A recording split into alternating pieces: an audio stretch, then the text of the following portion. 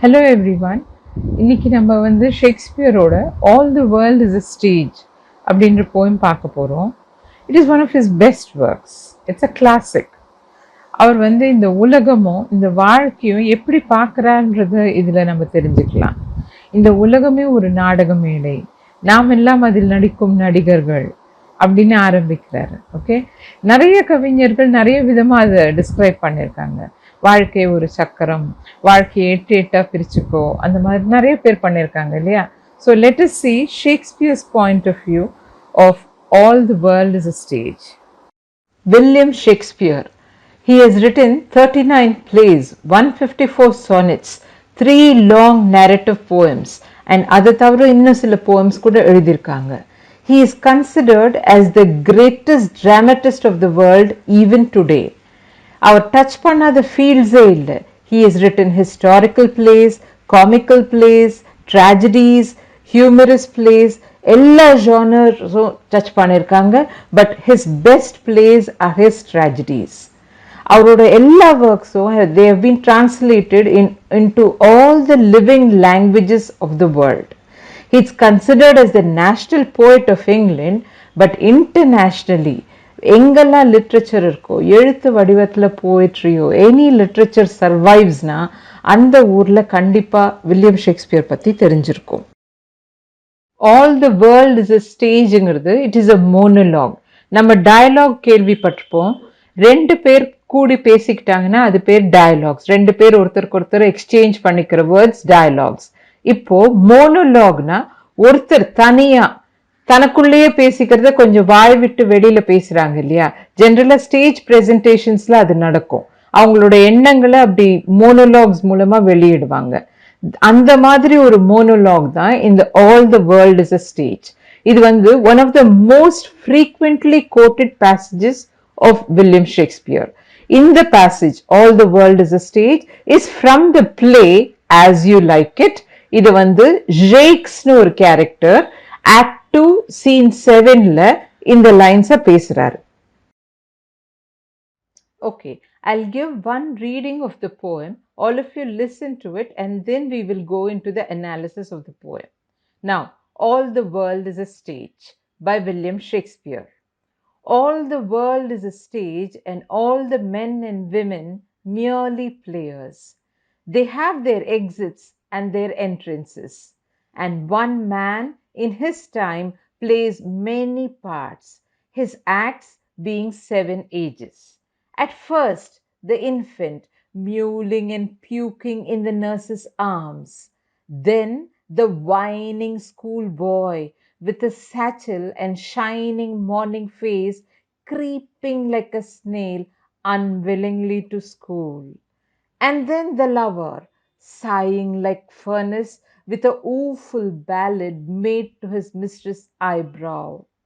Then a soldier full of strange oaths and bearded like the pard, jealous in honor, sudden and quick in quarrel, seeking the bubble reputation even in cannon's mouth. And then the justice in fair round belly with good capon lined, with eyes severe and beard of formal cut, full of wise saws and modern instances, and so he plays his part. The 6th age shifts into the lean and slippered pantaloon, with spectacles on nose and pouch on side, his youthful hose, well saved, a world too wide for his shrunk shank, and his big manly voice turning again toward childish treble, pipes and whistles in his sound. Last scene of all that ends this strange eventful history is second childishness and mere oblivion, sans teeth, sans eyes, sans taste, sans everything. Okay, நம்ம இப்போ போயமை பார்த்துட்டோம். We would have got a rough idea of what it is about, இல்லையா? இந்த போயமே ஃபுல்லாக ஒரு மனிதனோட வாழ்க்கையை different ஸ்டேஜஸாக பிரிக்கிறாரு. அதை வந்து ஒவ்வொரு ஸ்டேஜில் அவன் எப்படி இருக்கான், எப்படி அவனோட எவல்யூஷன் ஆஃப் மேன் இருக்கு, எப்படி அவன் வளர்றான், எப்படி அவன் மாறுறான்றதை பற்றி தான் இருக்கு. இல்லையா? இதே இது நெறைய பேர் எழுதியிருக்காங்க. ஏன் நம்ம வைரமுத்து கூட அந்த ரா ரா ராமையா, ரஜினிகாந்த், பாஷா மூவில எழுதியிருக்காரு இல்லையா? எட்டு எட்டா வாழ்க்கைய பிரிச்சுக்கோ. அந்த இது. சேம். It's same content. அதே ஐடியா தான் இதுலயும் ரெப்ரசென்ட் ஆயிருக்கு. இமேஜின் கிட்டத்தட்ட 500 வருஷத்துக்கு முன்னாலேயே அதே ஐடியாவ அவர் எழுதியிருக்காரு. அண்ட் இப்போ வைரமுத்து இந்த செஞ்சுரியில எழுதியிருக்காங்க. வாட் அன் அமேசிங் திங் இல்லையா? So all the world is a stage, and all the men and women merely players. They have their exits and their entrances, and one man in his time plays many parts, his acts being 7 ages. So, மனுஷனோட லைஃபை 7 ages அவர் பிரிக்கிறாங்க. Okay, அதுல சொல்றாங்க இந்த world is a stage, இந்த உலகமே ஒரு நாடக மேடை அப்படின்றாரு. And all women and men they're all players. பிளேயர்ஸ்னா இந்த இடத்துல ஆக்டர்ஸ். நம்மலாம் வெறும் ஆக்டர்ஸ் தான். இந்த ஸ்டேஜில் ஒரு ரோல் பண்ண நம்மலாம் வந்திருக்கோம். எல்லாருக்கும் ஒரு எக்ஸிட்ஸ் இருக்கு, ஒரு என்ட்ரன்ஸ் இருக்கு. அவங்க எப்போ அந்த சீன்ல வரணும், எப்போ அந்த சீனை விட்டு போகணும்னு இருக்கு. வாழ்க்கையில எக்ஸிட்டுங்கிறது நம்மளுடைய டெத்து, என்ட்ரன்ஸுங்கிறது நம்மளோட பர்த். எல்லா ஹியூமன் பீயிங்ஸுக்கும் அது இருக்கு இல்லையா? We all have our birth and death. அது மாதிரி தான் நம்மெல்லாம் எப்படி ஆக்டர்ஸ் வந்துட்டு போறாங்களோ அது மாதிரி இந்த வேர்ல்ட்ல வந்துட்டு போறோங்கிறாரு. And one man in his time plays many parts, his acts being 7 ages. ஒரே மனுஷன் 7 ஸ்டேஜ்ல 7 ஏஜஸ்ல அவனோட வாழ்க்கைய வாழறான். he plays 7 parts அப்படின்ற மாதிரி சொல்றாரு. ஓகே, இப்போ ஃபர்ஸ்ட் ஸ்டேஜை பத்தி பார்க்கலாம். At first the infant mewling and puking in the nurse's arms. அந்த ஃபர்ஸ்ட் ஸ்டேஜ் வந்து இன்ஃபென்ட் ஸ்டேஜ்ங்கிறார். இன்ஃபென்ட்னா as a baby, இன்ஃபென்சி அப்படிங்கிறோம் இல்லையா? அது வந்து சைல்ட்ஹுட்டுக்கும் முன்னால அந்த கை குழந்தையா இருக்கிற stage.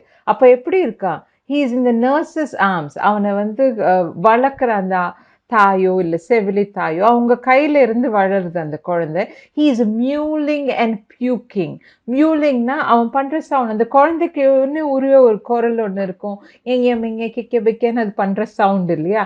It is not human language, ஆனாலும் இட் மேக்ஸ் சம் நாய்ஸ். அந்த மியூலிங் சவுண்டுங்கிறது. And he's puking in the nurse's arms.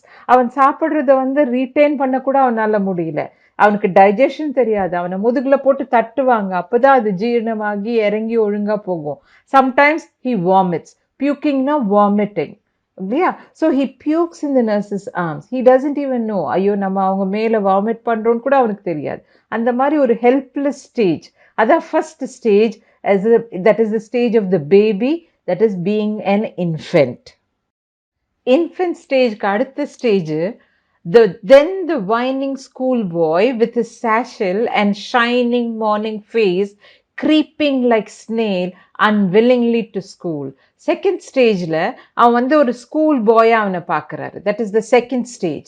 Okay, it is is a whining school boy. வைனிங்னா இந்த இடத்துல complaining.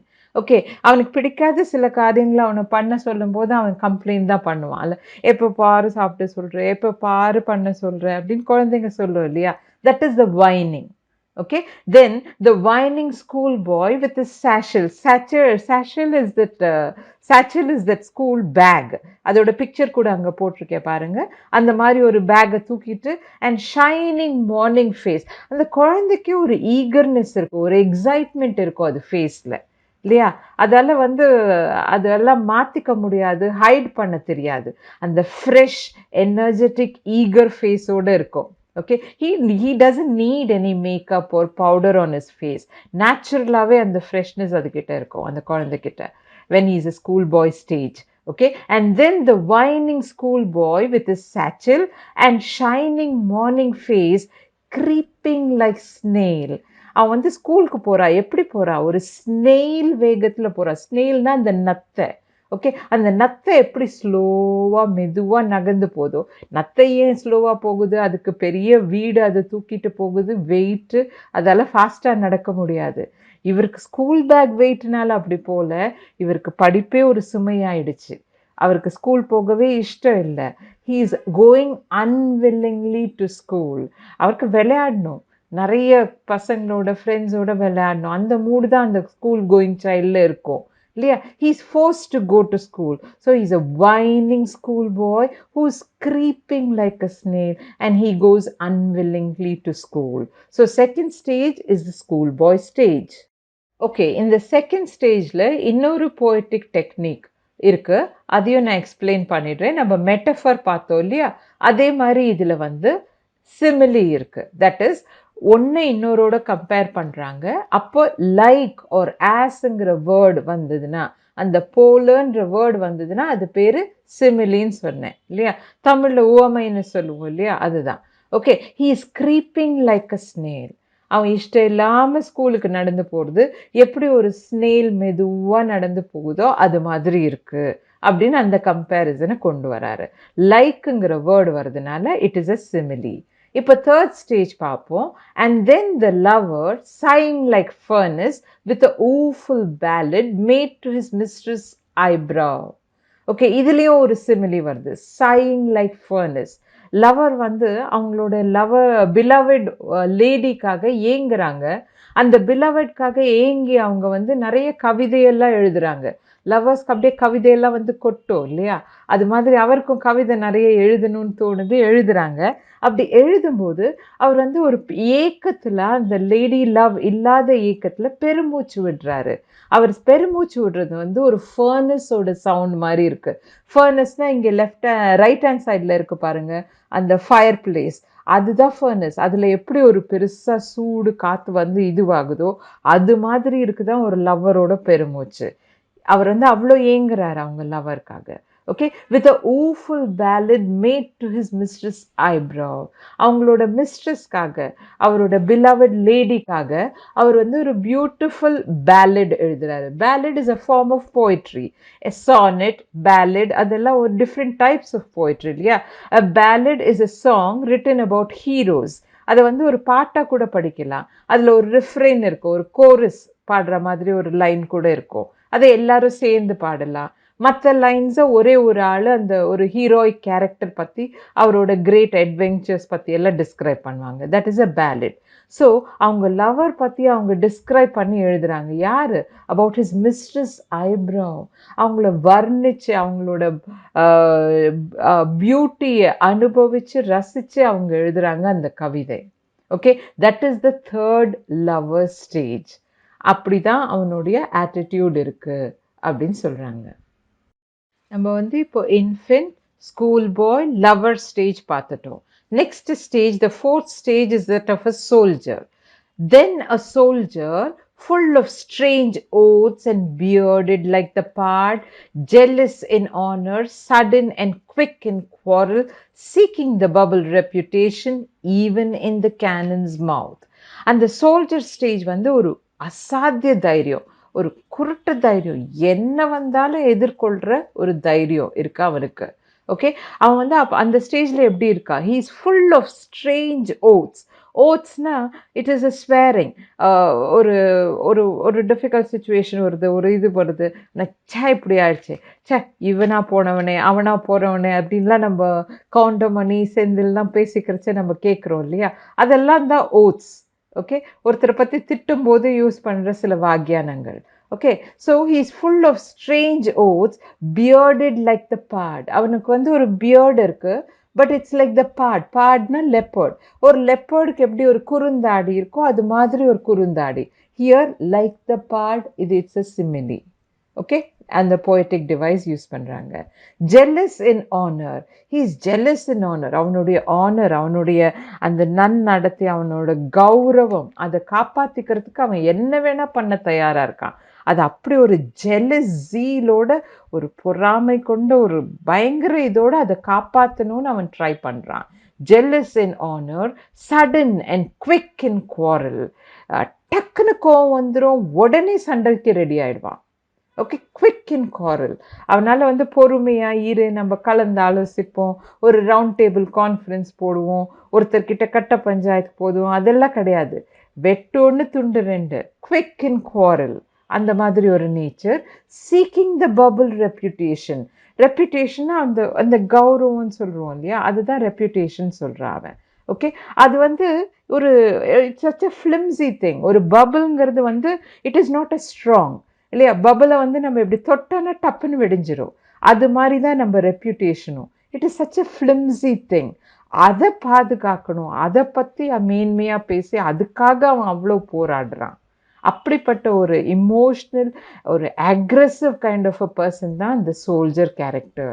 That is the fourth stage of man.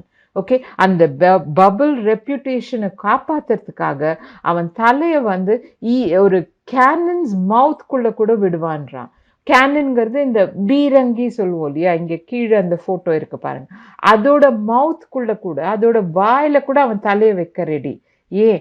அவனுடைய நாட்டுக்காகவோ இல்லை அவன் குடும்பத்துக்காகவோ அவங்க கௌரவத்துக்காக அவங்க ரெஸ்பெக்ட்காக, அதுக்காக அவன் என்ன வேணா சாக்ரிஃபைஸ் பண்ண ready.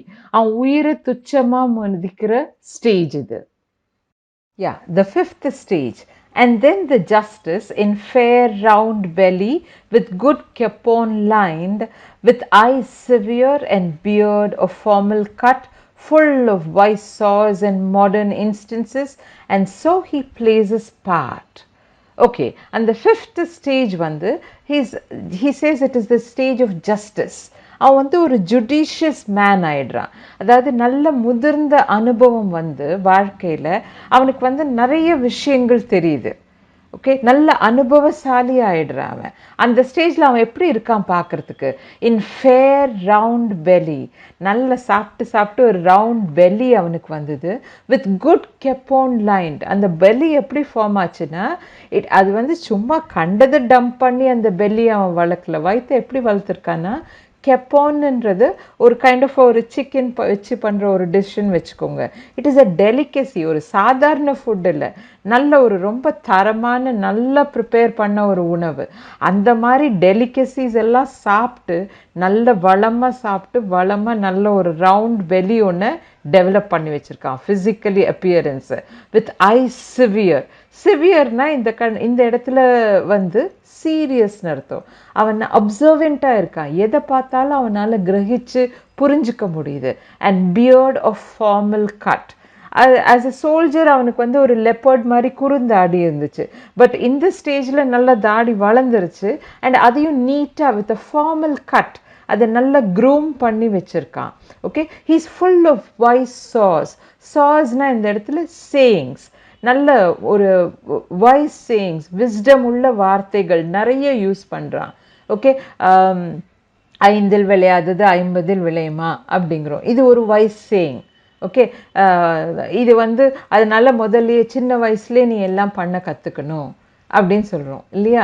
Every cloud has a silver lining அப்படின்ற ஒரு ப்ராபர்பை யூஸ் பண்ணுறோம். இந்த மாதிரி நிறைய ப்ராபர்ப்ஸ், நிறைய வாய்ஸ் சேயிங்ஸ், இதெல்லாம் அவனுக்கு தெரிஞ்சு வச்சுருக்கான். இதெல்லாம் நிறைய யூஸ் பண்ணுறான். இதெல்லாம் எப்படி அவனுக்கு சாத்தியமாகுது? அவனோட எக்ஸ்பீரியன்ஸ், அவனோட வாழ்க்கையில் அனுபவத்தில் நிறைய கற்றுக்கிட்டான். And he's full of modern instances. இன்ஸ்டன்சஸ்னால் இங்கே அனெக்டோட்ஸ். ஓகே, வாழ்க்கையில் ஒரு சின்ன சின்ன குட்டி குட்டி கதைங்க நிறைய அவனால் சொல்ல முடியுது. அப்படிதான் அன்னைக்கு ஒரு நாள் இப்படி அவன் பண்ணா இது மாதிரி ஆயிடுச்சு அப்படின்னு ஒரு எக்ஸாம்பிள் ஒன்று கொடுப்பாங்க. நம்ம வீட்லேயே பார்த்துருக்கோம், நம்ம பெரியவங்க வீட்டில் பேசும்போது, ஏய் இப்படி பண்ணாதடா, இப்படி பண்ணால் இது இதில் போய் முடியும், அன்னைக்கு அவன் அப்படி பண்ணி தான் இப்படி ஆச்சு அப்படின்னு சொல்கிறாங்க பார்த்தீங்களா. அதெல்லாம் எதனால வருது? அனுபவத்தினால வருது. அவங்களுக்கு உங்களை மேலே இருக்கிற அக்கறையினால தான் அந்த எக்ஸாம்பிள்ஸ் கொடுத்து அந்த அறிவுரைகளை கொடுத்து உங்களுக்கு புரிய வைக்க ட்ரை பண்ணுறாங்க. அந்த ஸ்டேஜ் தான் பீயிங் அ ஜுடிஷியஸ் மேன். எல்லாம் புரிஞ்சு அனுபவம் உள்ள கரெக்டாக ஜட்ஜ் பண்ணக்கூடிய ஒரு ஸ்டேஜ். அதனால தான் ஜஸ்டிஸ் ஸ்டேஜ்ன்றார் அதை. ஓகே, நல்ல ஜட்ஜ் பண்ணக்கூடிய ஒரு ஸ்டேஜில் ஹீ பிளேஸ் இஸ் பார்ட். அதான் அவனோட ஃபிஃப்த் ஸ்டேஜுங்கிறாரு. ஓகே, கெப்போன் லைன், அவனோட ஸ்டமக்கை சொல்கிறாரு, it is lined with delicacies. சும்மா கண்டத்தை போத்திட்டு உப்பல அந்த வாயில், நல்ல வயத்தில் நல்ல ஹெல்த்தி டேஸ்டி ஃபுட் சாப்பிட்டு இது பண்ணிருக்கேன். ஏன்னா அவனுக்கு தெரியுது எது நல்லது எது கெட்டது, எங்கே எந்த உணவு நல்லா இருக்கும், அந்த இது எல்லாமே அவனுக்கு தெரியுது. So his life has taught him. He has learnt with experience. இப்போ the sixth stage பார்ப்போம். The sixth age shifts into the lean and slippered pantaloon with spectacles on nose and pouch on side, his youthful hose well saved, a world too wide, for his shrunk shank and his big manly voice, turning again towards childish treble, pipes and whistles in his sound. இப்போ old age அவனுக்கு set ஆயிடுது. Okay, முதுமை வந்துருச்சு. Okay, இதுக்கு முன்னால அவன் வந்து நல்லா சாப்பிட்டு நல்ல அறிவு வளர்த்துக்கிட்டு அவனால அந்த எக்ஸ்பீரியன்ஸை மற்ற பேர்கிட்ட ஷேர் பண்ணிக்கிட்டு இருக்கான். அந்த ஸ்டேஜ்லேருந்து அடுத்த ஸ்டேஜ் போகும்போது அவனுக்கு முதுமை வருது. அப்போ என்ன ஆகுது, அவன் உடம்புல இருக்கிற அந்த ஸ்ட்ரென்த் போயிடுது. Okay, his sixth stage, he shifts into the lean and slippered pantaloon. Pantaloon pants. Okay, pants trousers இதெல்லாம் நம்ம ப்ளூரலில் தான் சொல்லுவோம் இல்லையா? ஸோ அவன் வந்து அவனோட பேண்டலூனில் வந்து தட் இஸ் அவனோட பேண்ட்ஸ்குள்ள he's lean and slippered pantaloon. அவனோட ட்ரெஸ் அவனுக்கு தொளன்னு இருக்கு. அவன் ரொம்ப ஒல்லியாயிட்டான். Okay, with spectacles on nose. நம்ம நிறைய வயசானவங்க பார்த்துருப்போம், கீழே அந்த மூக்கு மேலே தான் முக்கால்வாசி அந்த கண்ணாடி இருக்கும். ஏன்னா அவங்க அந்த கண்ணாடிக்கு மேல் வழியாக பார்ப்பாங்க இல்லையா? They don't see through the spectacles. They see through, see you directly and they read through the spectacles. Spectacles படிக்கிறதுக்காக வச்சுப்பாங்க இல்லையா? அது மாதிரி வித் ஸ்பெக்டிக்கல்ஸ் ஆன் நோஸ், மூக்கு மேலே கண்ணாடி போட்டிருக்கான், அண்ட் பவுச் ஆன் சைட். அந்த காலத்துல எல்லாம் பர்ஸ் வேலெட் அதெல்லாம் வச்சுக்க மாட்டாங்க. அதுக்கு பதிலாக அந்த பாட்டிலாம் ஒரு சுருக்கு பை வச்சிருப்பாங்க தெரியுமா? அது மாதிரி ஒரு பை வச்சிருப்பாங்க. அந்த பவுச்சை வந்து அவனோட சைடில் டக்கின் பண்ணியிருக்கான். ஹிஸ் யூத்ஃபுல் ஹோஸ், ஹோஸ்ன்றது இந்த இடத்துல பேண்ட்ஸ். ஓகே, இந்த youthful hose well saved a world too wide. அவனோட பேண்ட் வந்து அவனுக்கு ரொம்ப பெருசா இருக்குது. Okay, it is too wide for his shrunk shank. அவனோட ஷேங்க்ஸ்னா அவனோட லெக்ஸ். ஓகே, அவன் கால் அவ்வளோ ஷ்ரிங்க் ஆயிடுச்சு, ஒல்லி ஆயிடுச்சு. அதுக்கு அந்த ட்ரெஸ்ஸு ரொம்ப லூஸாக பெருசாக இருக்கு. அண்ட் அவன் குரல் எப்படி ஆகுது, அவனுக்கு ஃபஸ்ட்டு யூத்ஃபுல்லாக இருக்கிறச்சே ஒரு மாதிரி கிச் கிச்சின்னு இருக்கலாம். பாய்ஸ்க்கு எப்போவுமே குரல் மாறும் இல்லையா? அதுக்கப்புறம் மேன்லி வாய்ஸாக இருக்கும், ஒரு பேரிட்டோன் வாய்ஸாக இருக்கும், நல்ல பேஸ் வாய்ஸ் இருக்கும், அந்த மாதிரி எல்லாம் இருக்கும். பட் அவனுக்கு வயசாகும்போது அந்த மேன்லி வாய்ஸ் போயிடுது. Once again, it's turning again towards childish treble. அந்த ட்ரெபிள்னா அது ஒரு சவுண்டோட இது, ஹை பிச்டு சவுண்ட். ஓகே, ஒரு குழந்தை எப்படி கீச் கீச்சுன்னு கத்துதோ அந்த சவுண்டு மாதிரி ஆயிடுது அவனோட voice. Pipes and whistles in is sound. வயசாச்சு, முதுமை வந்துருச்சு, அவனுக்கு வந்து மூச்சு விடுறது, இழுக்கிறது. ஓகே, அந்த வீசிங் வந்து ஆஸ்மேட்டிக் ட்ரபிள் வந்து இழுக்கும் தெரியுமா சில பேருக்கு. அவங்க பேசும்போது இல்லை மூச்சு விடும்போது அந்த சவுண்டு கேட்கும். அதெல்லாம் அவன் வாய்ஸில் கேட்குது. எப்படி இருந்த அந்த கணீர் சிம்ம குரல் இப்படி ஆயிடுச்சு. That manly voice has become a childish treble. It's all because of the old age. அவனோட சைஸ் அப்படியே ஷ்ரிங்க் ஆயிடுச்சு, கால் ஒல்லி ஆயிடுச்சு, அவன் ட்ரெஸ்ஸு லூஸ் ஆயிடுச்சு, அவனுக்கு மூக்கு மேலே அப்படி கண்ணாடி இறங்கி வந்துடுச்சு. அவனோட இது வந்து குரல் வந்து கீச் கீச்சுன்னு ஆகி அதோட அவனோட மூச்சு வாங்கிறது எல்லாமே கேட்குது. This is his sixth stage where his old age has set in. Okay, let's see the last stage, the last scene of all. Okay, அந்த all the world is a ஸ்டேஜில் லாஸ்ட் சீனுக்கு வந்துட்டோம். மனுஷனோட வாழ்க்கையில் இருக்கிற last scene. This is the twilight of his life. Okay, ட்வைலைட்னா அந்த முடிய போகிற நேரம், அந்த சந்தியா காலம் சொல்லுவோம் தெரியுமா? அப்போ எப்படி சன்செட் ஆக போகுதோ அந்த மாதிரி ஒரு ஸ்டேஜில் அவன் இருக்கான். அவன் வாழ்க்கையில் வெளிச்சம் குறையுது. Okay, the last stage, the last scene of all that ends the strange eventful history. இந்த ஸ்டேஜோட அவனோட ஸ்ட்ரேஞ்ச் ஒரு அதிசயமான ஒரு இவென்ட்ஃபுல்னா நிறைய விஷயங்கள் நடந்து அவனோட ஹிஸ்டரி. ஹிஸ்டரினா என்ன? ஹிஸ் ஸ்டோரி, அவனோட வாழ்க்கை இல்லையா? ஹிஸ் ஸ்டோரி, அவனோட வாழ்க்கையோட அந்த ஸ்டேஜ். ஓகே, அந்த அந்த லைவ் பெர்ஃபார்மன்ஸ் அது முடிய போகுது ஸ்டேஜில். Okay, in second he is in his second childishness and mere oblivion. Sans teeth, sans eyes, sans taste, sans everything. Okay, அவன் வந்து அவனோட இரண்டாவது குழந்தை பருவத்தை அவன் அடைஞ்சிட்டான். Okay, he is in second childishness, he's become depend. எப்படி ஒரு குழந்தை மற்ற பேர் மேலே டிபெண்ட்டாக இருக்கு, ஃபுட்டுக்கு டிபெண்ட்டாக இருக்கு, அவனோட டெய்லி ஒர்க் டெய்லி ரொட்டீன் பண்ணுறதுக்கே அவனுக்கு டிபெண்டன்சி இருக்குது. உட்காந்து எழுந்துக்க முடியல, ஒரு ஒர்க் செய்ய முடியல, ஒரு கடைக்கு போக முடியல, சாப்பாடு பண்ணிக்க முடியல, ஒரு எதுவுமே அவனால் சுயமாக தானாக எதுவும் செய்ய முடியாத ஒரு stage. Okay, that is a second childishness and mere oblivion. Oblivionனா nothingness. Okay, ஒண்ணுமே இல்லாம எல்லாம் மறந்து போற ஸ்டேஜ். அவன் எல்லாத்தையும் தாண்டி வந்துட்டான், இதுக்கு மேல ஒன்றும் இல்லை அவனை பார்க்கறதுக்கு. அவனோட பழைய வாழ்க்கையே அவனுக்கு மறந்துகிட்டு இருக்கு. அவனே எல்லாரும் மறக்கக்கூடிய ஒரு ஸ்டேஜுக்கு போக போறான். How is he? அப்பியரன்ஸை டிஸ்கிரைப் பண்றாரு. He is sans teeth. Sansனா it is a French word that means without. He is without teeth, without eyes, without taste, without everything. வாழ்க்கையில் பல் இல்லாமல் கண்டிப்பாக பல்லெல்லாம் கொட்டிடும் இல்லையா? வித்தவுட் ஐஸ், பார்வை மங்கி போய், வித்தவுட் டேஸ்ட், நாக்கில் மரத்து போச்சு. அந்த குட் கெப்போன் லைன்டு ரவுண்ட் பெல்லி வச்சிருந்த ஆளுக்கு டேஸ்டே தெரியல அவனுக்கு. ஓகே, சான்ஸ் எவ்ரிதிங், எல்லாத்தையும் விட்டுட்டான். he has reached the end. இதுக்கப்புறம் அவனுக்கு ஒன்றும் இல்லை வாழ்க்கையில், அவன் வாழ்க்கை முடிய போகுது. he has reached the twilight of life. that is the last scene of all. மனுஷனோட இந்த eventful lifeல அவனோட in his story he has reached the second childish stage. with this everything comes to an end. வாழ்க்கை ஒரு வட்டம் மாதிரின்னு சொல்றாங்க இல்லையா? அது இதுதான். ஓகே, ஒரு சைல்டா வாழ்க்கையை ஆரம்பிக்கிறான், ஒரு சைல்டாவே அவன் வாழ்க்கையை முடிக்கிறான். he becomes dependent on people. எப்படி ஒரு குழந்தை மற்றவங்களை சார்ந்து இருக்குதோ அது மாதிரி அவன் வாழ்க்கை ஆயிடுது. அவனுக்குன்னு சுயமா எதுவுமே பண்ணிக்க முடியாத stage. This is the 7th stage. இப்போ 7 ஸ்டேஜஸ் நம்ம பார்த்தோம். First infant stage, second school boy stage, third lover followed by soldier stage, fifth is the judicious man, sixth is the old man stage, and the last, the twilight of his life, that is the life before death approaches. இல்லையா? இப்போ இதில் இருக்கிற poetic டிவைசஸை நம்ம பார்ப்போம். நான் உங்களுக்கு ஏற்கனவே அந்த போயம்லேயே மார்க் பண்ணியிருந்தேன், பட் லெட் மீ எக்ஸ்பிளைன்.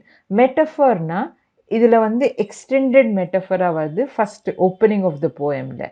அதாவது அந்த comparison without the word like or as, அது வந்து அந்த ஃபர்ஸ்ட் 5 லைனில் இந்த வேர்ல்டையும் இந்த ஸ்டேஜையும் கம்பேர் பண்ணுறாரு. வேர்ல்டில் இருக்கிற மக்களையும் ஆக்டர்ஸையும் கம்பேர் பண்ணுறாங்க. அதே மாதிரி வேர்ல்டில் இருக்கிற மக்களோட பர்த் அண்ட் டெத்தையும் என்ட்ரன்ஸ் அண்ட் எக்ஸிட்டோட கம்பேர் பண்ணுறாங்க.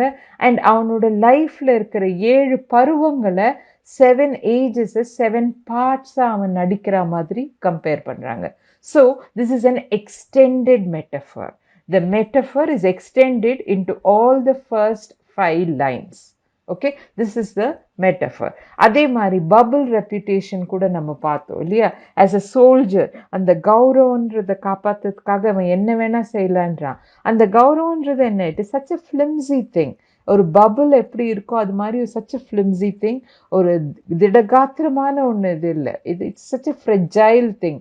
பட் அதை காப்பாற்ற அவன் என்ன வேணா செய்யறேங்கிறான். So bubble reputation once again a metaphor. Next thing simile, ரெண்டு கம்பேர் பண்ணும்போது லைக் ஒரு ஆஸ்ங்கிற வேர்டு வந்துச்சுன்னா இட் பிகம்ஸ் அ சிமிலி. சொன்னேன் இல்லையா? இப்போ வந்து how does he go to school? Like snail unwillingly to school. எப்படி ஒரு ஸ்னேல் ஸ்லோவாக போகுதோ அது மாதிரி அவன் ஸ்கூலுக்கு போகிறான்னு சொல்கிறோம் ஸ்கூல் பாய் ஸ்டேஜில். தட் இஸ் அ சிமிலி. அப்புறம் ஒரு லவரோட சைஸ், அவனோட சையிங் வந்து it was like a furnace அப்படிங்கிறாரு. That's once again another comparison simile. அப்புறம் அந்த சோல்ஜர் அவனோட பியர்டை வந்து ஒரு லெப்பர்டோட பியர்டோட கம்பேர் பண்ணாரு. Bearded like the part. So this is the simile. alliteration நான் சொன்னேன், இதை நான் எக்ஸ்பிளைன் பண்ணலை போயம் நடத்தும் போது. I thought I will do it at the end. alliteration-னா it is the repetition of identical consonant sounds within a group of words. இப்போ ஒரு group of words இருக்குன்னு வச்சுக்கோங்க. அந்த வேர்ட்ஸோட beginning sound, be very careful, sound not letter. Beginning sound வந்து ஒரே மாதிரி வந்துச்சுன்னா, நம்ம தமிழ்ல எதுகை மோனை எல்லாம் சொல்றோம் இல்லையா, அது மாதிரி தான். ஓகே, எப்படி அந்த பிகினிங் சவுண்ட் வந்து ஒரே மாதிரி வந்துச்சுன்னா அதை alliterationங்கிறோம். இந்த alliterated வேர்ட்ஸை நான் அண்டர்லைன் பண்ணியிருக்கேன். And all the men and women merely players, இதில் சவுண்ட் இஸ் கெட்டிங் ரிப்பீட்டட் இல்லையா?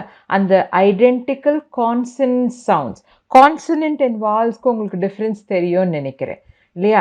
வால்ஸ்னா அந்த ஸ்டாப்பே இல்லாமல் வர சவுண்ட்ஸ், ஆ இ உ, நம்ம தமிழில் சொல்கிற உயிர் எழுத்துக்கள்லாம் வால்ஸ்.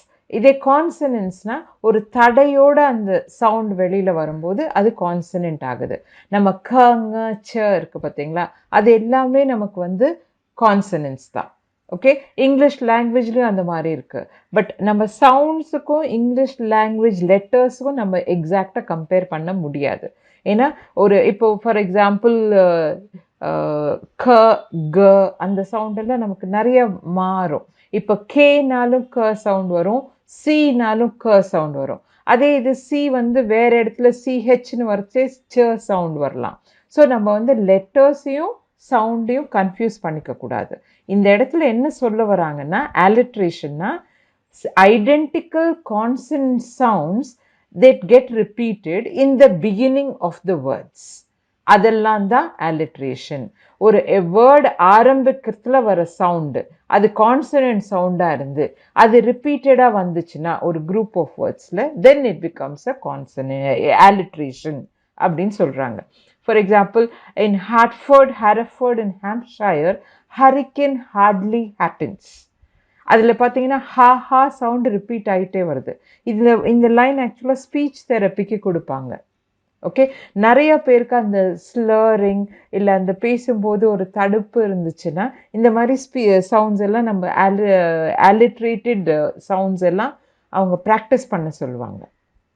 ஓகே, ஸோ இதில் வந்து மென் merely made to his mistress eyebrow, murmur sound once again. Okay, quick in quarrel, k sound.